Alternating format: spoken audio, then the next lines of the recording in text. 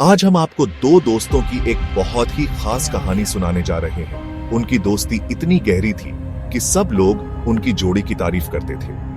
लेकिन जब उनके बीच मतभेद आए तो बात एक गंभीर अपराध तक पहुंच गई। भरोसे की नींव पर बनी इस दोस्ती में ही सबसे बड़ा धोखा छुपा था।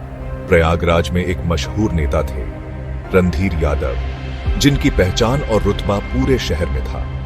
उनके सबसे करीबी दोस्त थे डॉक्टर उदय यादव। असल में वह एक सरकारी अस्पताल में कंपाउंडर की नौकरी करते थे, लेकिन समाज सेवा की वजह से लोग उन्हें इज्जत से डॉक्टर साहब बुलाते थे। रणधीर यादव और उदय यादव की दोस्ती 12 साल से चल रही थी। उनका रिश्ता बहुत मजबूत और भरोसेमंद था। दोनों अक्सर साथ समय बिताते, एक दूसरे से खुलकर बातें करते और हमेशा एक दूसरे का साथ देते थे। इसी बीच उनकी जिंदगी में एक महिला की एंट्री हुई, जिससे हालात बदलने लगे। वह महिला थी उदय यादव की पत्नी अंजलि। अंजलि सोशल प्लेटफॉर्म्स पर एक्टिव थी। उसके सपने बड़े थे, लेकिन पति की आमदनी सीमित थी। इसी समय रणधीर यादव का उनके घर आना जाना ज्यादा होने लगा। रणधीर यादव ने दोस्ती की सीमा पार कर दी और अपने ही दोस्त की पत्नी के साथ रिश्ता शुरू कर लिया। इस धोखे ने उनके रिश्ते में बड़ा संकट ला दिया। समय के साथ यह राज छुप नहीं सका।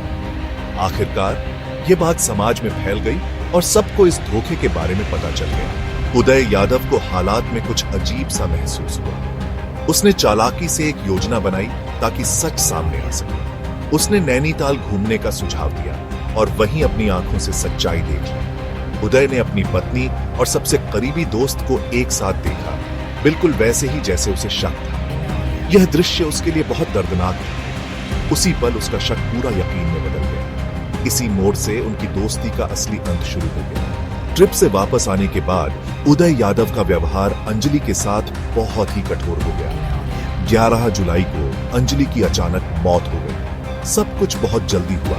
किसी को समझ ही नहीं आया। न तो कोई सही इलाज हुआ, न पोस्टमार्टम। सीधे अंतिम संस्कार कर दिया गया। सबको बताया गया कि मौत का कारण बीमारी थी, लेकिन समाज में शक होने लगा। क्या ये सच था या कुछ और वजह थी? उदय यादव की पत्नी की मौत के बाद समाज में बहुत सारी बातें होने लगी। ऐसी स्थिति में उदय मानसिक रूप से बहुत परेशान और अकेला महसूस करने लगा।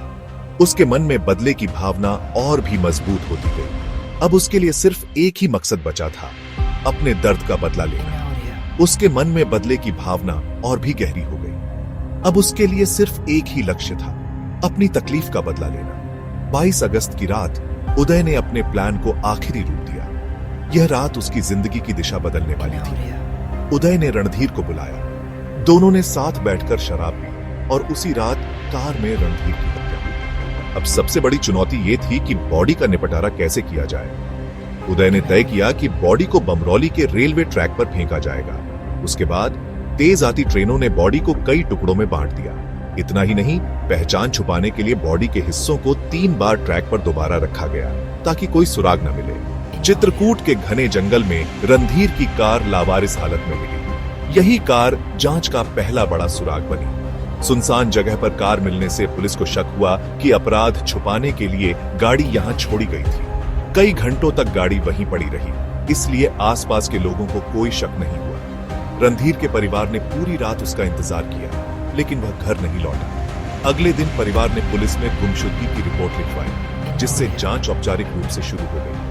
कुछ ही दिनों में रेलवे ट्रैक पर मिली लाश के कपड़ों से रणधीर की पहचान हो गई। इस सबूत ने केस की सच्चाई सामने ला दी। पुलिस ने राम सिंह को गिरफ्तार कर लिया। पूछताछ में उसने पूरी घटना का सच बता दिया। उदय यादव अभी भी फरार है। पुलिस उसे ढूंढने के लिए लगातार छापे मार रही है। जांच में पता चला कि अंजलि की मौत बीमारी से नहीं, बल्कि जहर देने से हुई थी। यह बात अदालत में बताई गई।